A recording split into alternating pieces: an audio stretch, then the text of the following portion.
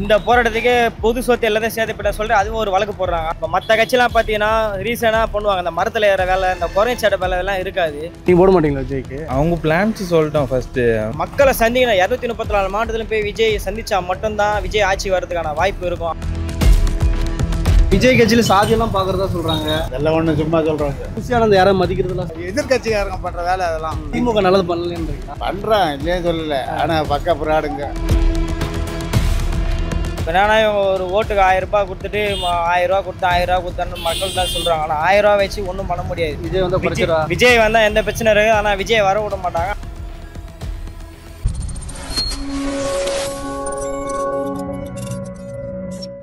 விஜய் ஒரு ஆர்ப்பாட்டம் பண்ணார்ல, அது எப்படி? ஆர்ப்பாட்டம்லாம் செமையா போச்சு. இப்போ 25ஆம் தேதி, அடுத்த மாசம் 25ஆம் தேதி மாநாடு வச்சிருக்காங்க. பயங்கர சிறப்பா போவோம். நாங்களாம் கலந்துக்கிறது ஆர்வமா இருக்கிறோம். புஷியானந்த யாரும் மதிக்கிறதுலாம் சொல்றாங்க. அப்படிலாம் இல்லைங்க, எல்லாருமே ஒரு எதிர்கட்சிக்காரங்க பண்ற வேலை அதெல்லாம். எல்லாருமே மரியாதை கொடுத்து தான் பேசுறாங்க. எதிர்கட்சினா யாரை சொல்றீங்க? திமுக சொல்றீங்களா? எல்லாருமே கலந்துதான். திமுக ஏடிஎம்கே எல்லாமே. முதல்வர் ஆயிடுவாரா? கண்டிப்பா எதிர்பார்க்கிறோம். முதல்வர் ஆயிடும்.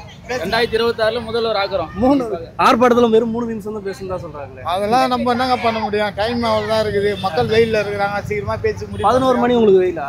என்னங்க பண்றது? 10 மணிக்கே வெயில் தாங்க.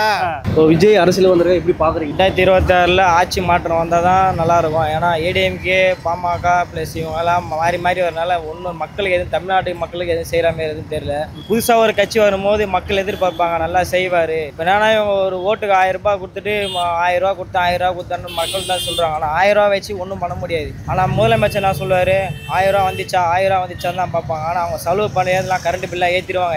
எல்லா வேலையும் பால் விலையிலேருந்து எல்லா வேலையும் ஏற்றினாங்க. பஸ் வேலை எல்லாம். விஜய் வந்து குறைச்சிடா.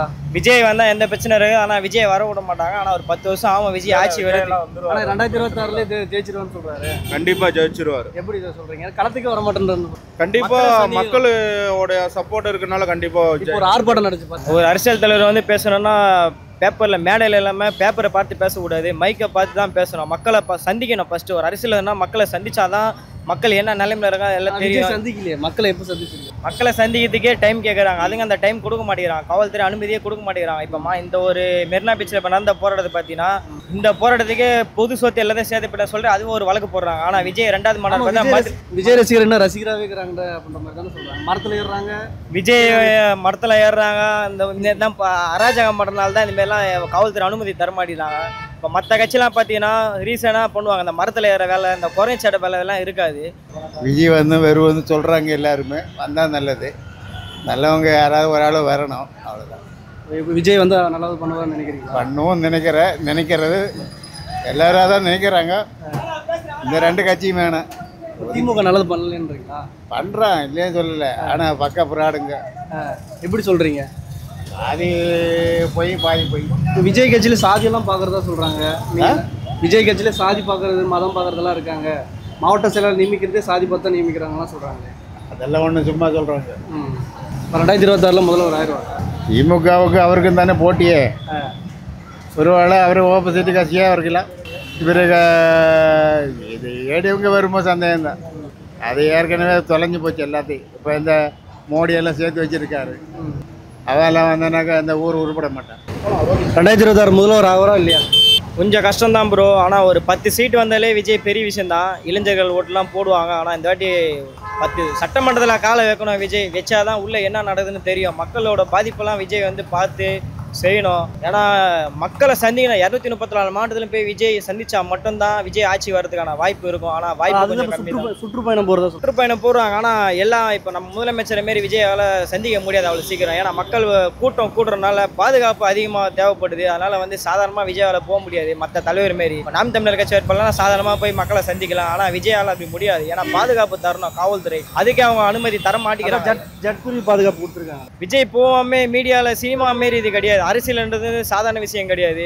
சினிமாவில் வந்து டான்ஸ் ஆட்னு இடுப்பு கிழவங்களாம் இப்போ அரசியல் வரான்னு தான் சொல்கிறாங்க. ஆனால் வந்து மக்களை சந்தித்து கேட்கணும், மக்களை போய் பார்க்கணும். எல்லா மாவட்டத்தையும் சந்திக்கணும். என்ன பிரச்சனை இருக்குது, என்ன இதுன்னு கேட்டால் மட்டும்தான் இதில் வந்து விஜய்லாம் வர முடியும். ஆனால் அவ்வளோ சீக்கிரம் விஜய் விட மாட்டாங்க. அடுத்த ஆட்சி வந்து மாற்றம் கண்டிப்பாக ஏற்படாது. ஓட்டு விஜய் போட்டுருக்கீங்களா? என் ஓட்டு பார்த்தீங்கன்னா நான் வந்து யோசிச்சு தான் போடுவேன். அந்த டைமில் என்ன பிரச்சனை இருக்குது, மக்கள் யார் நல்லா உதவி பண்ணுறாங்க. காசு கொடுத்து நான் ஓட்டு போட மாட்டேன். என் ஓட்டு காசுக்கு செல்லாது. நான் வந்து நல்லா யோசிச்சு தான் போடுவேன். மக்கள் ஆட்சி மாற்றம் வந்தாதான் அதுக்கான இது.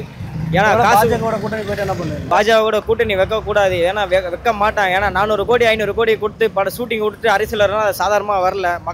மக்களை வந்து பாதுகாக்கணும்னு சொல்லிட்டு தான் அரசியல் வர்றாரு விஜய் வர்றது நல்லது தான். ஆனால் மக்களை செய்யணும். அரசியலுக்கு யார் வரலாம் போகலாம், ஆனால் எல்லாம் ஆனால் பண்ணணும், மக்களுக்கு பண்ணணும். மக்களிடம் எம்ஜிஆர் எப்படி இருந்தாங்க, ஜெயலலிதா எப்படி இருந்தாங்க, அந்த மாதிரி மக்களிடம் பெறணும் விஜய். சினிமான்றதே வேற, அரசியல்ன்றதே வேற. விஜய் கூட்டணி போக மாட்டாரு. ஆனால் கூட்டணி போனால் ஆட்சி மாற்றம் வரும். ஆனால் வந்து விஜய் தனியாக தான் நிற்பார். ஏன்னா பிஜேபியும் செட் ஆகாது, ஏடிஎம்கேயும் செட் ஆகுது. ஏன்னா விஜய் அரசியல் வந்து வரதை பற்றி எப்படி பார்க்குறீங்க? நான் அவர் வர்றது எதுவுமே பார்க்கல, எல்லாம் மக்கள் கையில் தான் இருக்குது. அதெல்லாம் நம்ம கையில் ஒன்றும் இல்லை. வரவேற்கிறீங்களா இல்லையா? வந்தால் நல்லா இருக்கும். 2026 முதல்வர் ஆவாரா இல்லையா? அதான் சொல்லல, மக்கள் கையில் தான் இருக்குது. நம்ம கையில் நீங்கள் மக்கள் கிடையாதா? மக்கள் தான். நம்ம என்ன பேசுறது, எல்லாம் அரசியல் தான். எல்லாம் அவங்க முன்னே இருந்தவங்க அரசியல். இவர் இப்போ தானே வர்றாரு. விஜய் முதல்வர் ஆவாரா இல்லையா? என்ன கேட்டிங்கன்னா இந்த எலெக்ஷனுக்கு கஷ்டம் தான். ஏன் சொல்கிறீங்க? இல்லை, இருக்கிற இதுபடி பார்த்தீங்கன்னா அவர் கஷ்டம் தான். ஏன்னா எல்லாரும் 2 பெரிய கட்சியுமே கூட்டணியில் இருக்கிறாங்க. அவர் தனியாக நிற்க போகிறா ஒன்றும் எதுவும் சொல்லலை. அதனால கஷ்டம் தான். ஆனால் எங்கே போனாலையும் மற்ற கட்சி கூட்டத்துக்கு கூட இவங்களுக்கு நிறையா இப்போ லாஸ்ட்டில் அந்த ஆர்ப்பாட்டம் பார்த்தீங்களா? எவ்வளோ கூட்டம் இருந்துச்சு? அது ஓட்டா வருமா? எனக்கு அது டவுட்டாக இருக்குல்ல. ஒவ்வொரு குடும்பத்துலேயும் ஒரு ஓட்டு போடுறதா சொல்லியிருக்காங்க. கஷ்டம் தான். நீங்கள் போட மாட்டீங்களா விஜய்க்கு? அவங்க பிளான்ஸ் சொல்லிட்டோம் ஃபர்ஸ்ட்டு. மற்றவங்கள தப்புன்னு சொல்கிறது பதிலாக அவங்கள நாங்கள் வந்து என்ன பண்ணுவோம்னு சொல்லிட்டு அவங்களோட பிளான் சொன்னால் அதுக்கேற்ற மாதிரி பண்ணலாம். சொல்லியிருக்காங்களா, நீட்டை விளக்குறேன்றாங்க, வறுமை ஊழல் இருக்காது, ஊழல் இல்லாத ஆட்சி அப்படின்லாம் சொல்கிறாங்களே. அதுக்கு என்ன பண்ணுவாங்க? அது கரெக்டான பிளான் சொல்லணும்ல. இதுதான் இப்படிதான் அப்படின்னு சொல்லிட்டு அது கரெக்டான அந்த ஒரு ப்ளூ பிரிண்ட் இருக்கானே தெரியலையே. அது எப்படி செட் ஆகணும்னு தெரியல. சரி, எவ்வளோ சதவீதம் ஓட்டு தான் வாங்குவார்? 10க்கு மேலே வாங்குவார். அதிமுகவோட கூட்டணி போயிடுவான்னு தான் சொல்கிறாங்களே, அதை எப்படி பார்க்குறீங்க? அவர் பிஜேபியோட போக மாட்டேன்னு சொல்கிறாரு. அவங்க 2 பேரும் கூட்டணி இருக்கும்போது எப்படி போவார்? ஆனால் கட்சியிலேருந்து ஒருத்தர் வெளியே வந்திருக்காரு. அவர் என்ன சொல்கிறாருன்னா, பிஜேபி அதிமுக கூட்டணி போகணும் அப்படின்ற மாதிரிலாம் சொல்கிறாங்கன்ற. சிஎம்ன்றீங்க, அப்புறம் எப்படி சிஎம் ஆக முடியும்? அவங்களோட போனால் கண்டிப்பாக அந்த கட்சியில் இருக்க போடுவாங்களா? சிஎம் தர மாட்டாங்கல்ல. நீங்கள் என்ன கேட்டீங்க ஃபர்ஸ்ட் கேள்வி? சிஎம் ஆக மாட்டாருன்னு கேட்டீங்க. அதுக்கான பதில்னா இந்த எலெக்ஷன் ஆக மாட்டாரு தான். கூட்டணி போனாலும் சரி, போவாட்டியும் சரி. ஆனால் திமுக ஒரு நெருக்கடி கொடுப்பார்ல. கண்டிப்பாக. சரி.